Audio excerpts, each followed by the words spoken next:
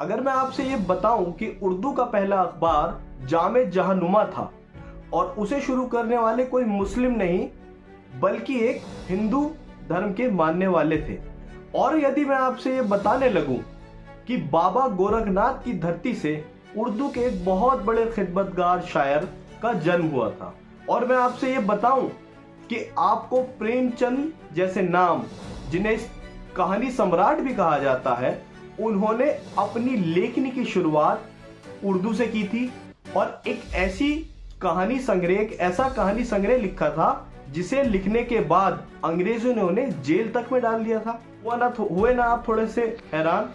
इसी हैरानी भरी जानकारी के साथ मैं आज आपके सामने बताने आया हूं कि उर्दू किस तरह सिर्फ मुस्लिमों की नहीं, सभी की जुबान है।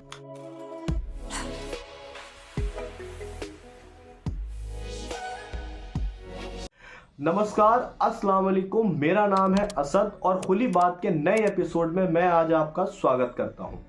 आज इस एपिसोड में हम ये जानेंगे कि उर्दू सभी की जुबान क्यों है और कैसे है।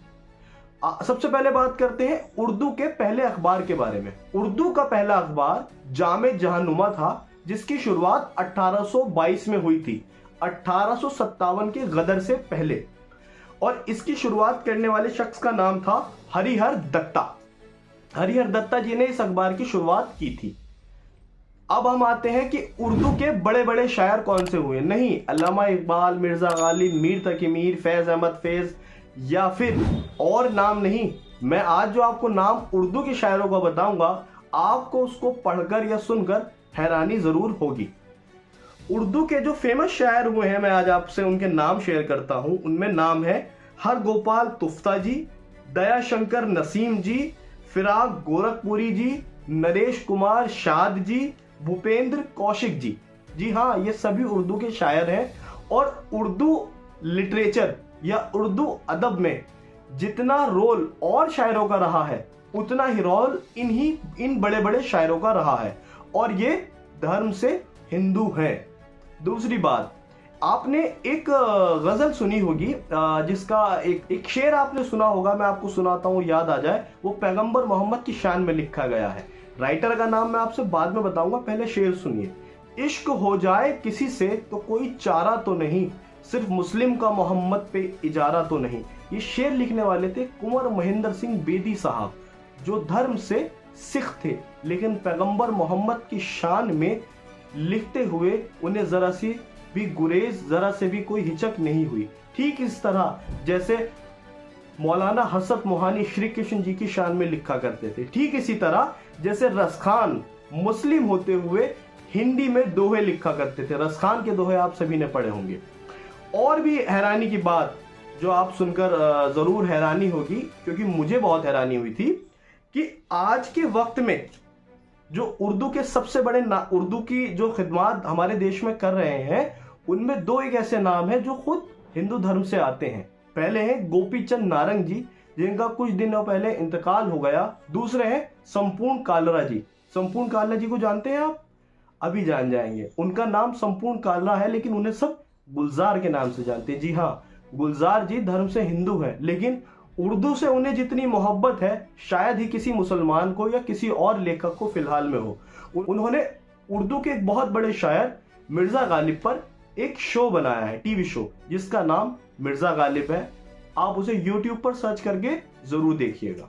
उर्दू से जुड़े हुए कुछ और फैक्ट्स। उर्दू हमारे देश की इकलौती ऐसी जुबान है जो जम्मू कश्मीर से लेकर और कन्याकुमारी तक बोली जाती है। आपको देश के हर हिस्से में, हैदराबाद, कर्नाटक, मध्य प्रदेश, हरियाणा में भी, पंजाब, दिल्ली, उत्तर प्रदेश, यहां तक कि हिमाचल प्रदेश में भी उर्दू बोलने वाला आपको मिल जाएगा। और एक और आपके लिए हैरानी और सरप्राइजिंग बात, कि उर्दू का जन्म हमारे ही देश में हुआ था। उर्दू का जन्म देने वाला ये देश ही है।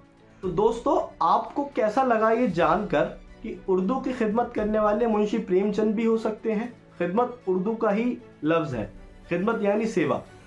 उर्दू की खिदमत करने वाले प्रेमचंद भी हो सकते हैं, रघुपति साहब फिराक भी हो सकते हैं, या फिर कुंवर महेंद्र सिंह बेदी साहब भी हो सकते हैं। और तो और उर्दू जुबान को जितना बेहतरीन तरह से हमारे देश में गुलजार साहब यानी संपूर्ण काला जी ने बताया है, शायद ही कोई और बता पाए। ये अपने आप में हैरानी भरा, ऐतिहासिक और बहुत खूबसूरत भी है, क्योंकि हो या ना हो, जिस तरह पंजाबी में बाबा फरीद के शब्द पढ़कर हम लोग खुश होते हैं, अवधी में अमीर खुसरो साहब को पढ़कर हमें रस आता है, ठीक इसी तरह उर्दू में जब हम फिराक गोरखपुरी के शेर पढ़ते हैं और सुनते हैं तो हमें ये समझ आता है कि ये देश भाषा, जुबान, धर्म, मजहब, जाति और इस तरह की सभी सोच से बहुत ऊपर है। ये देश मिलावट का देश है, एक ऐसी मिलावट जो घुल मिलकर मोहब्बत की चाशनी बनाती है। इसी तरह की और इंफॉर्मेटिव जानकारी के लिए आप हमारे चैनल से जुड़े रहिए, हमारे साथ बने रहिए और हमारे चैनल को जरूर सब्सक्राइब करिए। मैं असद फिर से आपसे एक नए वीडियो के साथ और इंफॉर्मेटिव जानकारी के साथ मिलूंगा। तब तक गुड बाय, बाय बाय, अल्लाह हाफिज।